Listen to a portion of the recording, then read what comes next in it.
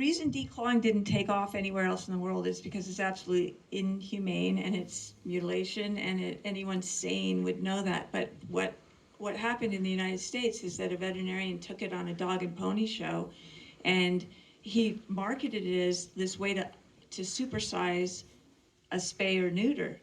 And it took off here. It took off in Canada too. But as I said in the film, Canadians are like, I can't believe we do something so awful and wrong. And they changed it fast. I mean, all 9 provinces have changed it in the last, 8 years. And that was the veterinarians doing it. It's just Ontario, is behind. But so I think that we do recognize that the rest of the world doesn't do it. And it still seems not to matter.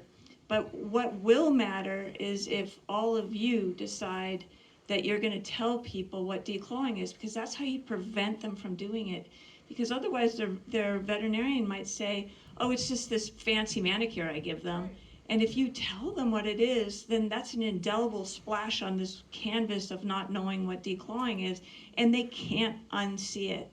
And so that's what I ask you to do, is please spread the word, because cats need you, and need you more than ever, especially here in Ontario. We have time for 2 more questions. I saw your hand up. Go first. Hi, so I'm a veterinarian, and I just want to say, amazing film, and all the work you've done, Dr. Conrad, is so inspiring to so many vets. I'm just wondering, for me, I graduated 12 years ago. I've always been embarrassed how much the AVMA and the powers that be defend declawing. But I have found my vintage of colleagues and younger, I don't really know anybody that does declaws. I've never done one. And I'm just wondering, have you gotten more support from younger veterinarians? And do you feel like, given some time, that the practice might, even in the US, go out of favor because the younger generation of vets is going to come into more power?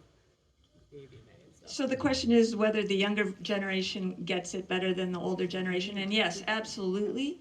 But I got to tell you, I was speaking to a class of kids, in their early 20s who are trying to get into vet school, and they were all on board. They got it. But there was this one guy, and he said, I'm going to declaw every cat that comes through my practice because I'm going to be the richest vet here. And then I retorted to him. I said, well, guess what? I'm going to ban it before you ever get into vet school, and I'm going to do whatever I can to stop you from getting into vet school. And I hope your classmates do the same. So that's why it has to be illegal, because what we found out just recently is that more and more vets are giving it up because they know it's wrong. I mean, any vet knows it's wrong. But the vets who are still going to do it are still doing it, and 22% of American cats are still declawed. This year, that's the statistic, 22%. So that's why it's imperative that everyone here take this on. It's something we can finish in our life. We can fix this in our lifetimes if everyone participates. So please, I know you have all sorts of other things to do, but please take this seriously. Help these cats. That's all I can ask. And I'm glad you're a vet who will never declaw.